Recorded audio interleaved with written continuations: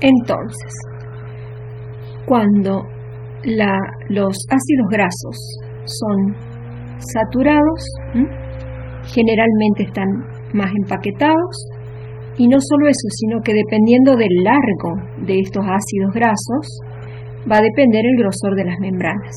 ¿Bien? Inclusive, bueno, esto en realidad se da más en esta situación. En el caso de que sean generalmente saturados, suelen ser más gruesas las membranas, mientras cuando son insaturados y al estar más separados, determina un menor grosor de las membranas.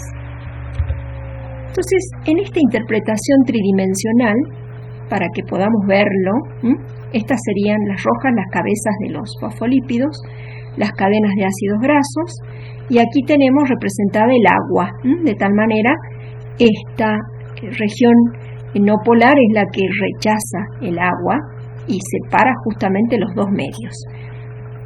Otra característica importante de la bicapa es que dependiendo de la monocapa, los fosfolípidos pueden moverse lateralmente. Eso se denomina difusión lateral.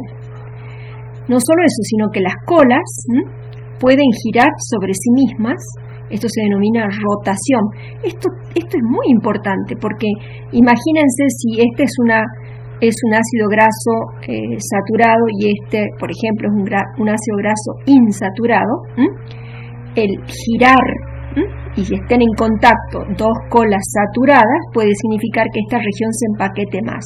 Al revés, si esto gira, puede hacer que la membrana sea más fluida. Inclusive se pueden incorporar dobles enlaces y esto produce una flexión.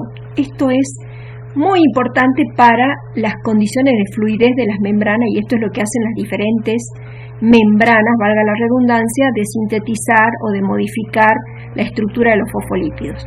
Otro fenómeno que se observa es el de flip-flop, o sea, el cambio de monocapa. Ustedes dirán, pero ¿y cómo las cabezas polares pueden atravesar la región no polar? Pues ya vamos a ver quién interviene en estos procesos. Entonces, resumiendo, la insaturación influye sobre la fluidez de la membrana. A mayor insaturación, las membranas son más fluidas. Cuanto mayor saturados, más rígidas y empaquetadas. Dependiendo de la fluidez, se van a poder producir más rápido o más lento los movimientos de difusión lateral. También los movimientos de cambio de monocapa, los flip-flop que le llamamos. ¿Sí? Entonces esto sería un resumen. El movimiento de difusión, el movimiento de rotación de las cabezas y de rotación de las colas, y el cambio de monocapa. En las membranas artificiales se observa que este cambio, esa translocación de fosfolípidos es muy lenta. Pero en las membranas naturales, o sea, las membranas de las células, sí se observa ese fenómeno. Entonces aquí tiene que haber otra estructura que está ayudando a este cambio de conformación o de posición de los fosfolípidos. Bien, entonces, para resumir el tema de la fluidez, además de la saturación de las colas, de la temperatura, el colesterol juega un rol muy importante al producir mayor rigidez cuando hay mayor cantidad de colesterol, o disminuir la cantidad de colesterol. Las células lo hacen para aumentar la fluidez de las membranas. Bien, vamos al otro componente importante, que son las proteínas. Hemos dicho que las proteínas integrales son aquellas proteínas que están inmersas dentro de la bicapa, están ancladas en la bicapa. Ahora, para que estén ancladas, por supuesto que tienen que estar en fuerte asociación con los fosfolípidos, especialmente con los ácidos grasos. Por lo tanto, las proteínas integrales tienen regiones hidrófobas y regiones hidrofílicas. También se comportan como anfipáticas. Estas proteínas son las más difíciles de extraer. Por ello se requiere toda una serie de detergentes y métodos que ustedes han estudiado en química biológica. Bien, ¿qué se ha visto con respecto a las proteínas integrales? Algunas están dispersas a través de la bicapa, pero otras tienen posiciones bien definidas dentro de las membranas, especialmente dentro de las membranas plasmáticas. Inclusive se las ha visto que están una al lado de la otra. Por eso se habla de que algunas proteínas están confinadas por uniones entre las propias proteínas. Otras están también confinadas, pero porque están asociadas a componentes de matriz extracelular. Esto es muy importante, especialmente en los tejidos conectivos.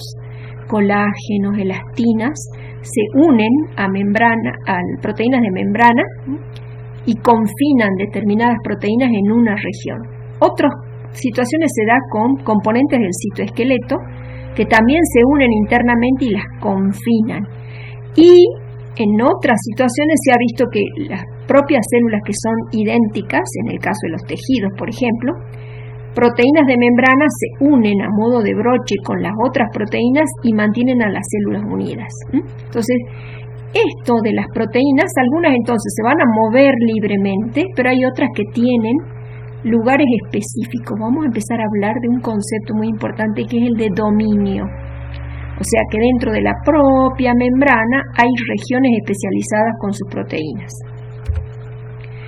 Eso se da muchísimo en las células epiteliales. Por ejemplo, una célula epitelial, las del epitelio, la cara apical, la que está en contacto con el espacio, se sabe que tienen un tipo de proteínas que no tienen nada que ver con las proteínas que son laterales, ni con las proteínas que son basales. Entonces acá estamos hablando de que el dominio basal es distinto al dominio apical y eso tiene que ver por la naturaleza y el confinamiento de proteínas integrales. Bueno, esto es para ver un poco las nuevas interpretaciones que se están haciendo con respecto a la posición de las proteínas. Por ejemplo, fíjense, esta es una proteína transmembrana, este es el lado interno de la célula, como el citoesqueleto se une y entonces puede llegar a movilizar las proteínas de tal manera que estas dos proteínas interactúan. O bien, fíjense, no estamos viendo, pero parte de las proteínas pueden ser confinadas por material extracelular. Entonces, en este caso estamos hablando de glicoproteína, que está sostenida por componentes de la matriz.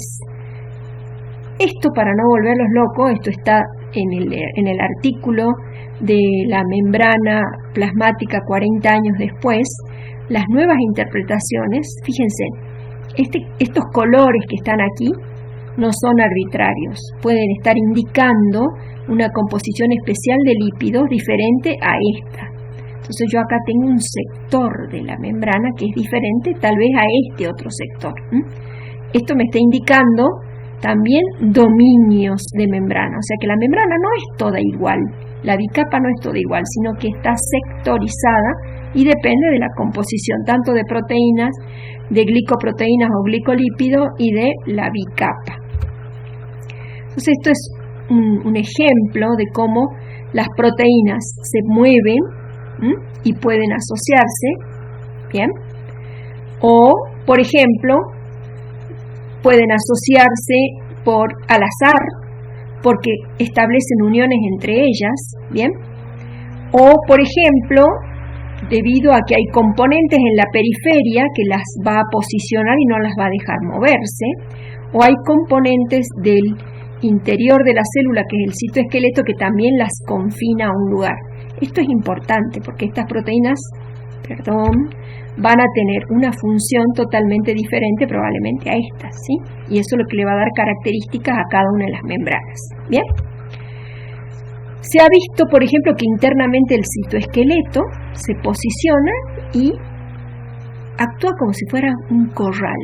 Entonces, la nueva concepción de membrana es que efectivamente está la bicapa con las proteínas integrales, pero las proteínas tienen una cierta libertad de movimiento que está dado por su relación con componentes intracelulares o extracelulares, lo que está indicando que acá podemos empezar a tener como regiones funcionales de las propias membranas. Así que yo los invito a que lean el artículo donde está más en detalle todas estas condiciones de la membrana. Bien, vamos a hablar de algo que ha sido muy controvertido durante muchos años, pero hoy está totalmente aceptado.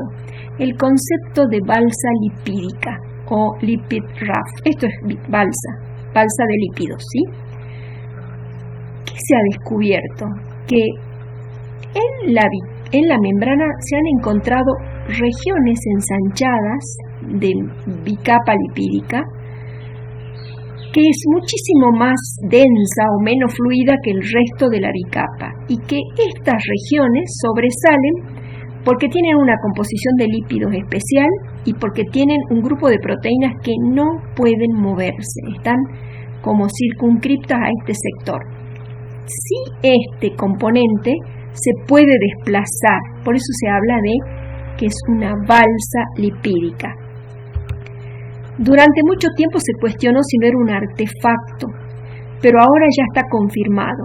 Las balsas lipídicas, fíjense, tienen la mayor parte de sus ácidos grasos son saturados. Tienen mayor cantidad de colesterol que con respecto a los otros sectores de la propia bicapa o de la propia membrana. Y el fosfolípido más abundante son esfingolípidos. Por ejemplo, esta es una membrana plasmática donde, esta es la cara extracelular, tiene asociada una gran cantidad de hidratos de carbono, que son las lecitinas, ¿sí? Entonces, este sector es lo que se denomina una balsa lipídica. Por ejemplo, en los linfocitos, que son los que actúan en la defensa, se han encontrado balsas lipídicas que contienen receptores inmunológicos. También son ricas en colesterol, fíjense, y también en esfingolípidos. Entonces, esto es todo un conjunto que prácticamente no se separa y funciona como un todo. Están describiendo un montón de balsas lipídicas dependiendo del tipo de célula. Tienen un artículo dedicado a las balsas lipídicas donde les pediría que profundicen este tema. Bien, entonces, con todo esto, el modelo de Singer y Nicholson de la bicapa lipídica con proteínas incrustadas, a pesar de que han pasado más de 40 años, todavía sigue siendo muy sólido. No se discuten las bicapas y las proteínas integrales, pero con los nuevos estudios físico-químicos que hay, han aparecido nuevos principios. Bien, así se interpreta hoy la nueva membrana, diríamos el nuevo modelo o el modelo de bicapa de mosaico fluido actualizado, con dominios, ¿sí? Con microdominios, ¿sí? Con proteínas circunscriptas a una asociación especial con sus lípidos, ¿bien? Con una asimetría en cuestión de monocapas y fundamentalmente una relación íntima tanto con componentes extracelulares como componentes intracelulares que determinan posiciones. Les voy a pedir que lean el artículo de la membrana 40 años después, donde van a poder ampliar estos temas. Bien, entonces, hasta aquí nosotros lo que hemos visto es cómo se organiza las membranas, ¿sí? Cuál es su base estructural, pero ahora vamos a verla funcionar, ¿bien? Por lo tanto, una de las funciones más importantes que tienen todas las membranas es controlar el transporte de moléculas justamente a través de las biomembranas, ¿sí? Las pequeñas moléculas y medianas moléculas tienen que atravesar la membrana. Las grandes moléculas van a ser envueltas en membrana y estamos hablando de procesos de endocitosis, que es otro tema. ¿Bien? Lo que nos importa es cómo hacen las células para incorporar o eliminar pequeñas moléculas. ¿Bien? Entonces, vamos a ver que este transporte o esta regulación del pasaje de sustancias es fundamental. ¿Por qué? Porque por estas funciones intrínsecas de la membrana se regula el volumen de líquido o volumen de sustancias, ¿sí? Se mantiene el pH. ¿Y esto cómo lo hacen? Porque fundamentalmente se controla la concentración iónica. Entonces, dependiendo de la concentración iónica, vamos a tener mayor o menor ingreso de soluto o de solventes, y eso va a depender muchísimo del pH, o va a determinar también el pH. Esto es crucial porque el pH está muy controlado dentro de las células, es fundamental para que funcionen muchísimas enzimas, ¿sí?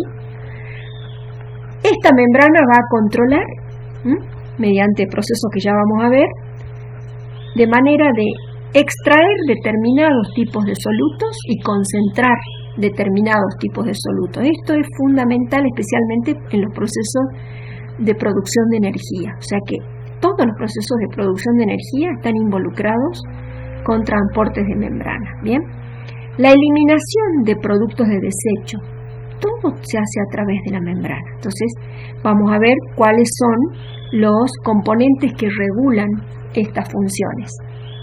Y por supuesto, lo más importante es que las membranas van a tener un control sobre los gradientes iónicos, y eso va a significar de gran importancia para todo lo que son procesos como la contracción muscular, la sinapsis. Estamos hablando, pensando, escuchando, porque en este momento se están produciendo un montón de sinapsis, o sea que hay una gran cantidad de gradientes iónicos en nuestras membranas nerviosas, ¿sí?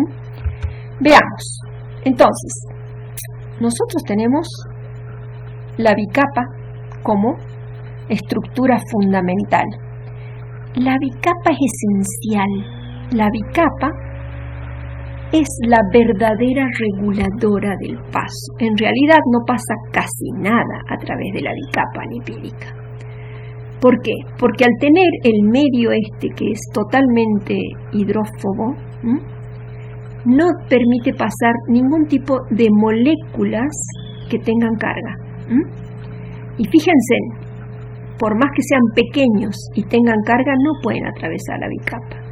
La gran cantidad de monosacáridos, la mayoría son polares, por lo tanto, tampoco pueden pasar. Y si uno se pone a pensar, la glucosa, que es tan fundamental, los aminoácidos, en realidad no pueden pasar. ¿Quiénes sí pueden pasar? Porque son moléculas pequeñas y no polares. Fíjense, el oxígeno, menos mal, el dióxido de carbono, hormonas que son de naturaleza lipídica, porque son totalmente hidrófobas, el agua pasa en muy pequeñísima cantidad, la urea sí pasa, el glicerol pasa en pequeña cantidad. Entonces, la que realmente ejerce el control de que no va a pasar prácticamente nada más que gases es efectivamente la bicapa. Por lo tanto, se imaginan que si todo tiene que pasar bicapa, prácticamente las células están totalmente aisladas, pero al mismo tiempo es una medida de seguridad. Por lo tanto, la pregunta es: ¿cómo hacen para pasar estas sustancias tan importantes y fundamentales? Vamos a ver que aquí entran a actuar el componente proteico. ¿Bien? Entonces, esto se ha podido medir con justamente pruebas con membranas sintéticas, ¿sí? Y se ha podido calcular el coeficiente de permeabilidad. Entonces ya hoy se sabe que, por ejemplo, los iones tienen una bajísima capacidad de permeabilidad, el agua inclusive también la tiene baja. Entonces veamos cómo se las arregla la célula. Lo que sí me gustaría terminar esta diapositiva es que la verdadera barrera de selección la establece la bicapa lipídica. ¿Bien? Por ejemplo, ¿ven? El oxígeno pasa porque es apolar prácticamente, los alcoholes sí porque no son polares, pero las moléculas esenciales no pasan. Los iones no pasan. Entonces, ¿cómo hacen? Aquí van a entrar a jugar las proteínas. Entonces nosotros aquí vamos a hablar de dos procesos, ¿sí? Vamos a hablar de el proceso de pasaje de sustancia que se realiza a través de la bicapa lipídica, se denomina difusión, y respeta lo que se llaman los gradientes de concentración, del lugar más concentrado al menor concentrado, pero bajo ciertas condiciones. Tienen que ser sustancias no polares, pequeñas, por supuesto que sin carga. Esas van a pasar a favor de su gradiente de concentración, o sea que es lo mínimo. Por lo tanto, todo el resto de las moléculas que tienen carga lo tienen que hacer a través de proteínas multipaso. Estas proteínas multipaso son las que generaron ese canal que va a permitir que estas moléculas que tienen carga y que son hidrófilas, que son los iones y los metabolitos, puedan atravesar. Y aquí nosotros vamos a hablar de transporte. Las que lo hagan a través de sus gradientes de concentración sin gasto energético, nosotros vamos a hablar de transporte pasivo, a favor del gradiente electroquímico y de concentración. ¿Y lo van a hacer por dónde? Por proteínas canal, por ejemplo porinas, o por proteínas transportadoras, permeasas, ya enseguida las vamos a ver. Pero también, ¿se acuerdan que las células tenían que mantener ciertos gradientes? Bueno, algunos gradientes los van a tener que hacer en contra del propio gradiente, por lo tanto van a tener que gastar energía. Entonces vamos a hablar de transporte activo. ¿Por qué? Porque gasta energía. Y en eso van a participar también proteínas de multipaso que van a constituir lo que llaman bombas, transportadores o cotransportadores. Veamos. Entonces empecemos por el transporte. Aquí tenemos resumido todos los tipos de transporte. A través de la bicapa, difusión simple, a favor del gradiente de concentración, donde hay más a menos. Pero ¿quiénes? Moléculas hidrófobas, sin carga, pequeñas. Bien, alcoholes, por ejemplo, pasa. La cerveza pasa. Bien. Ahora, todas las otras moléculas que tengan carga a favor de su gradiente, lo van a poder hacer a través de proteínas. Entonces vamos a tener proteínas canal, que están abiertas permanentemente o no, otras que cambian de conformación. En este caso nosotros vamos a hablar de transporte pasivo. Y las que hacen el trabajo inverso, o sea, salir en contra del gradiente y que consumen energía, van a hacer lo que se denomina el transporte activo. Fíjense en estos esquemas. Cuán importante no solamente es el gradiente de concentración, sino también el gradiente electroquímico. Por ejemplo, si no hubiera ningún tipo de gradiente electroquímico, imaginemos que acá hay una proteína, estos iones van a pasar en función de su gradiente de concentración. ¿Sí? Acá hay 8 bolillitas, o 9 creo, y van a pasar a favor de su gradiente de concentración. Pero ¿qué sucede si estas moléculas que tienen carga positiva tienen en el interior de la célula un gradiente electroquímico negativo? ¿Qué se ha visto? Que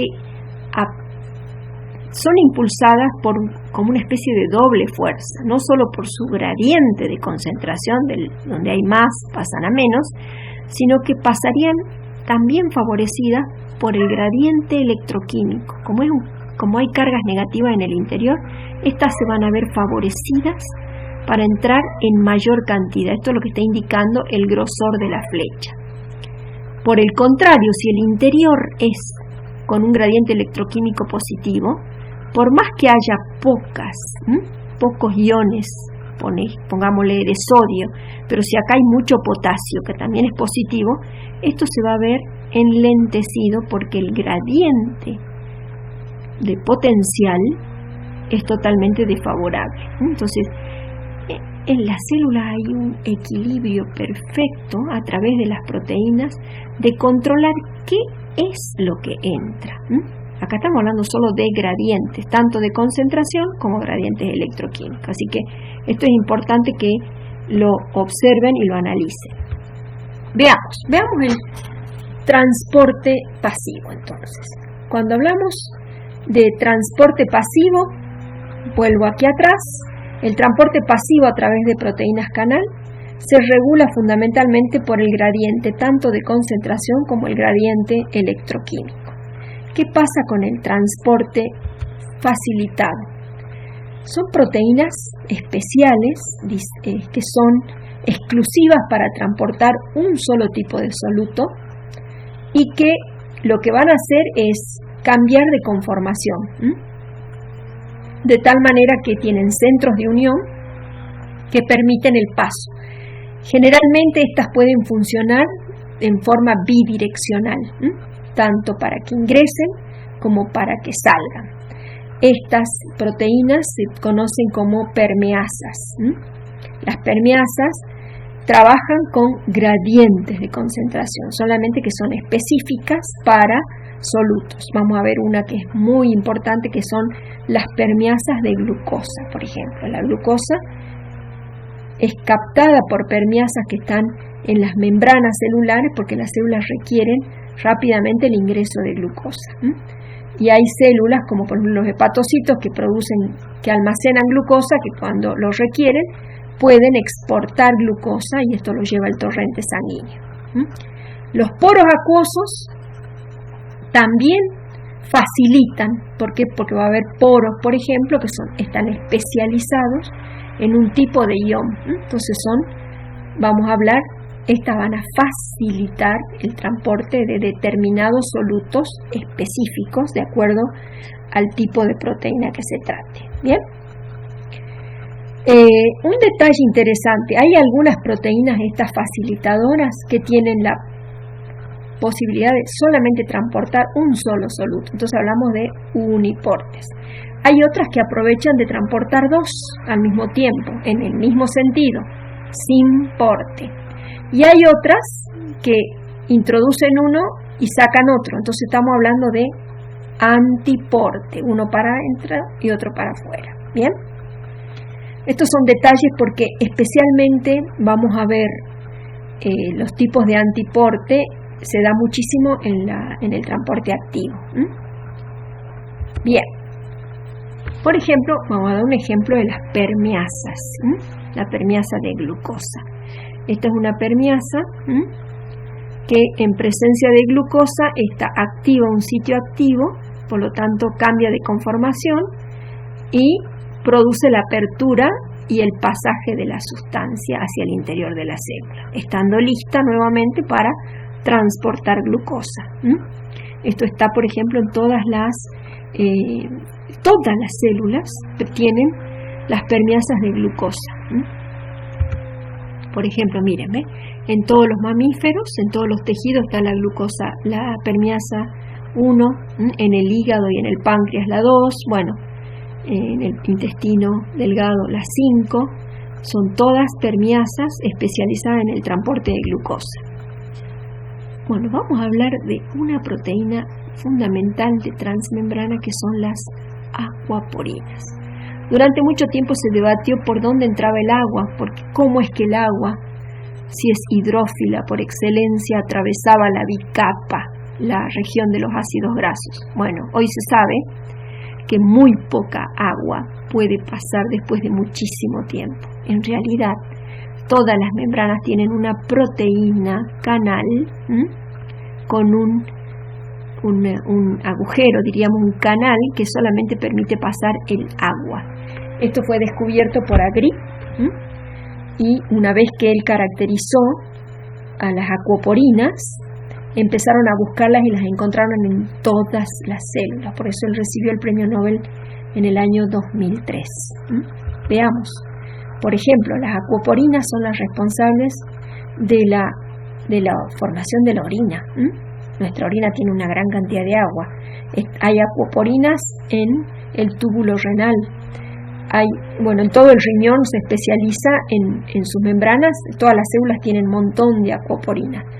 La formación del líquido cerebroespinal se regula justamente por acuaporinas. El agua que tenemos en nuestras glándulas salivales, cuando ustedes van a rendir un examen y se les seca la boca, las acuaporinas no están funcionando. Las glándulas lagrimales, la concentración de agua es acción de las acuaporinas. Bien, las vacuolas de las plantas están llenas de acuaporinas. La turgencia se regula por acuaporinas. Entonces, fíjense, Se han ido descubriendo todas estas acuoporinas, por ejemplo en el ojo, el humor vítreo, el humor acuoso. Hay una enfermedad que es el glaucoma, que es una falla en las acuoporinas. En los capilares se regula el plasma por acuoporinas. Aquí en el riñón, por ejemplo, se han descrito diferentes tipos de acuoporinas en los distintos tipos de células que van formando la nefrona. Aquí estamos viendo, por ejemplo, una glándula salivar. Bien, en el alveolo pulmonar, o sea que estas proteínas son importantísimas porque regulan la concentración de agua, ya sea en una glándula o la concentración de agua dentro de las células.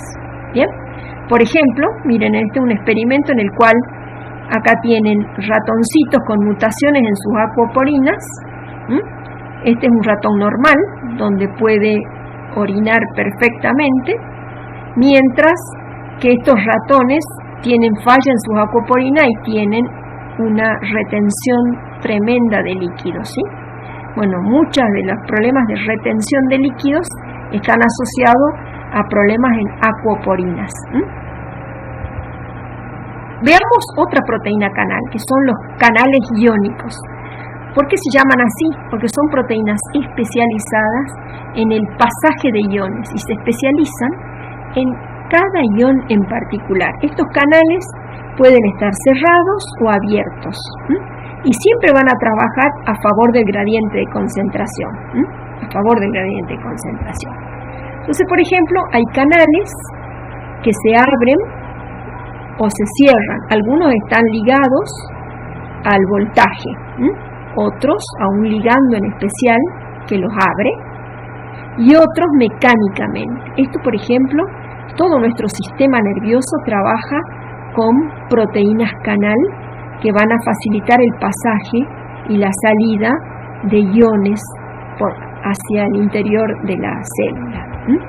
Por ejemplo, los procesos de sinapsis, ¿sí? Cuando llega un neurotransmisor, abre el canal y acá se va a producir toda una fuga de iones, que es la famosa sinapsis o el famoso transmisión del impulso nervioso. Esto ustedes lo van a ver y lo van a detallar aún más en fisiología animal. Bien, por ejemplo, este es un canal que se abre de forma mecánica y permite el pasaje de determinados tipos de iones.